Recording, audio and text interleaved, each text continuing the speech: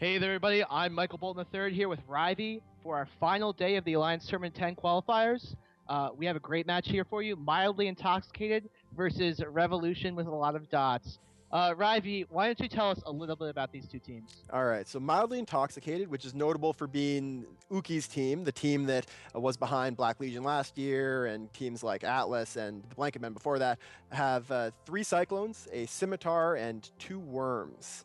While Revolution, who were famous now for bringing the double-tanked Macarials last week, have brought a much more traditional setup. 1 Vindicator, 1 Aneros, and 4 Ishkers, which is the same thing we saw one of the teams bring last week. The match is about to start. It's worth noting that the Vindicators and Ishkers are right at 0 on the beacon. The entire Mildly Intoxicated team came in at range, and the Aneros from Revolution also came in at range. And because of the way they warped in, the angles involved, it actually means that Aneros is in very, very bad position to get caught. And we are seeing the Mildly Intoxicated team charging right at him. Yeah, they're going to try to cut it off. That Aneros is almost as close to the Mildly Intoxicated team as he is from his own teammates, and way out there by himself with no one to protect him. And we see he's already now tackled by these worms. I don't think he's going to survive much longer. Yeah, no, he is already going to start taking armor damage soon. I don't see any boost from him, so it looks like he's a more traditional armor tank. Yeah. Yeah. So we'll see. We have damage coming onto one of the Ishkers as well. Looks like a little sub-fight occurring out on the ships that couldn't catch the Oneros. Mm-hmm. It's worth noting that both of these teams are in pretty good position because of all the points they scored last week. All they need is 16.5 points. So if the loser gets at least 16.5 points, he goes through. So there's a very good chance that both of these teams can go through, considering they both brought high DPS setups. But we'll have to see how it goes, right? We're seeing damage being applied very strongly to that one Ishker of Russia Killer for the Revolution team. We'll see if he can get pulled back up by that Aneros. Yeah, and it's actually interesting here. The worm Shang Fei is getting chased down by a ton of drones and just kiting them all. And they're actually Hornet EC300s. I don't know why those are on the worm. It's possible that it was auto aggro. Yeah, it's very true. So we're seeing we have now lost the one Ishker. So Revolution is down 1 ship, but they have gotten their Aneros out of danger. The Aneros managed to outrun his attackers, pulled out of the tackle, and has gotten range. So he's now in a good position below the fleet, away from all of the opponents. He can just focus on repping, and we're seeing a lot of damage going on to Jay Johnson for the Mildly Intoxicated team. We have Googlis receiving reps from that Oneros, but he is in low armor. Let's see if he can claw back up. It looks like he's probably going to be comfortably repped by the Oneros. Yeah.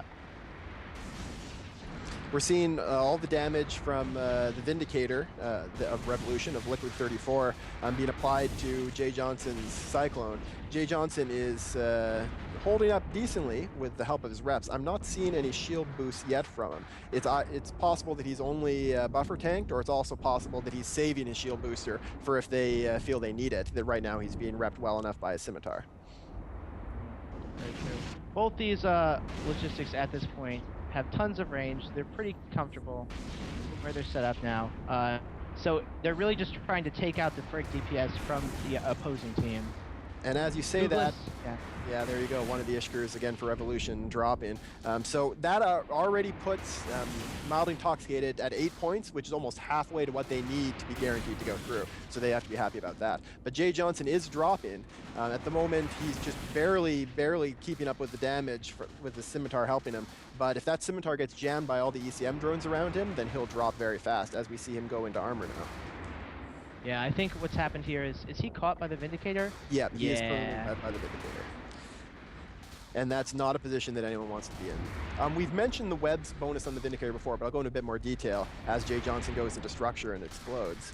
The Vindicator has a bonus to the strength of its webs. So normally a Tech 2 Stasis Web of Fire will drop someone to 40% of their previous speed. A Vindicator's webs will drop into 10%, very slow. We are seeing a lot of DPS now applied to the Aneros for Revolution. It looks like he's the new primary. Most of that DPS is coming from drones, though, a big swarm of Valkyrie 2s, and he does have a smart bomb. So that's going to help him a lot. If he can knock out those drones with a smart bomb before he dies, then he'll actually be back in the clear, because nothing else is really hitting him very hard. And a significant amount of those drones are coming from the worms, and they can only handle 1 flight of lights. So once those drones are done, there's no more drones to back them up. However, Uki in his Cyclone for mildly intoxicated, the team captain, is getting close. It looks like he's going to have a tackle on the Aneros soon. And once he does, then that Aneros is going to be in big trouble because that Cyclone will be able to both do damage and hopefully newt him as well with all those utility highs. Yeah, no, I think the drones played a big part of this, but I think just the strength of Uki's team and the piloting, sort of the warping ranges were very good for Uki to exploit immediately. Just created a huge advantage Well, for we're the not quite mildly done yet intoxicated. because we're seeing now some damage being applied. One of the Ishkars has caught the mildly intoxicated's scimitar, and it looks like he just has the Ishkar's damage on him, but this is an example of how good these assault frigates are. We're not seeing any shield boosting from the scimitar. It's possible he just hasn't turned it on yet, but if he doesn't have a shield booster, then his buffer tank is going to drop with enough time. He's already down to about 60%.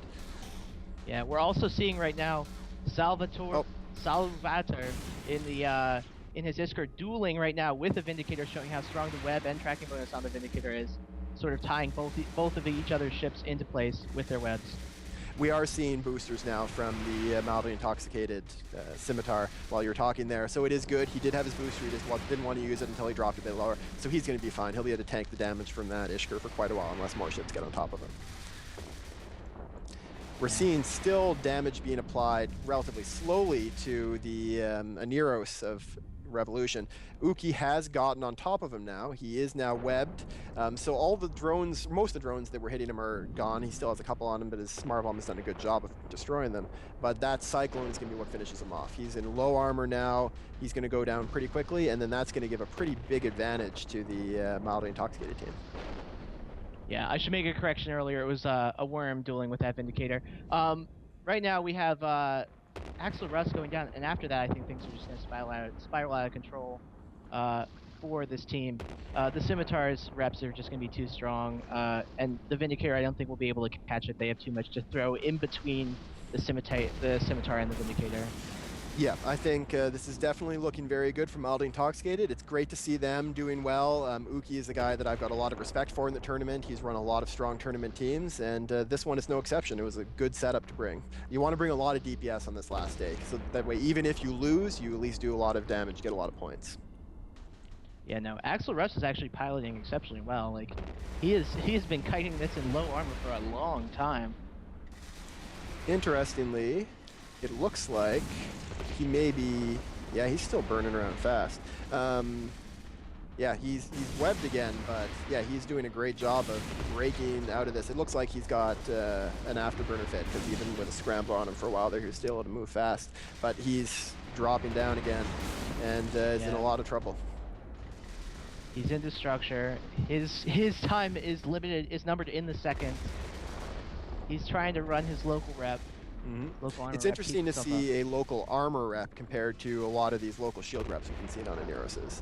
Aneroses are traditionally armor tankers. They do armor reps themselves, but the power of the ASB has convinced a lot of people to put the shield tanks on them. And that's something we saw in tournaments of old too. You used to see these passive shield tanked Aneroses. What do you think about armor versus shield tanking on an Aneros? I actually really like the shield tank on the Oneros. You get that extra speed, you get the power, just the raw power of the ASB. Oh my god! Sick moves here from this Ishkur coming in, has pulled the Cyclone and tackled it, and this Oneros, almost got away, was so close to escaping. But he got finished off by the last Valkyrie too. So that would have been amazing. He was surviving for quite a while there in just a sliver of structure. That would have been a real hero move on his part. He did survive for a long time though, and that's going to be something that really helped them get points, as we see that Scimitar for Mildly Intoxicated taking more damage again. If they can get that Vindicator on top of them, then they'll be in a good place. He is tackled by the Ishkur now. What they need to do is get that Vindicator over to him as quickly as they can. Yeah, I think the worms and the Vindicators have been dueling. The worms and the Vindicator have been dueling this whole match. The worms just relying upon their resistance bonus and the reps from the Scimitar to keep them alive against the Vindicators punishing DPS. So well, the Vindicator for the most part has been firing at Zephyrante's Cyclone, which had its own shield booster, I think, and then it also had the reps from the Scimitar. That's how it was able to survive. But I don't think it was shooting at the worms for very long, if at all. We are seeing it, however. The Vindicator has caught up to this Scimitar, and now is dealing some damage to it. If Revolution can get that Scimitar down, that's going to be a great help to them. That'll put them over the points I think that they need. Yes, it will. It'll put them into a point total that'll get them into next weekend. All they need now is 6.5 more. Yeah, unfortunately, they're about to lose the Ishkar that has a tackle on that Scimitar. And after that, the Scimitar will just zip out of there, and down goes that Ishkar. So I think that's probably going to be the end of the match. It'll be interesting to see if they can take down the Vindicator just for the extra points to affect their position in the group stages next weekend. Mm-hmm. Yes, this Vindicator is only going 20 meters a second at the moment. He never got within web range. If that Vindicator had gotten within web range of the Scimitar, he would have been in great shape. But as soon as the Ishkar died, the Scimitar is no longer webbed, and now he's pulling a lot of range for the Vindy, and he's in great shape. Yeah. I think this match will likely run to time. I don't know if 21 seconds. Yeah. Yeah, it's Mildly has gotten the points they need, and this is going to be a victory for them, very likely, which means that they're going to go through. If Revolution can get this last Cyclone down, then time's up, and that's the end of the match. So Revolution only scored 10 points. They needed 16.5 to be guaranteed to go through, but as long as some teams mess up today, they still do have a chance. So they're going to have to wait and see what happens later on in the day. Okie doke. And we have a match coming up for you guys in about 10 minutes, and we will see you soon.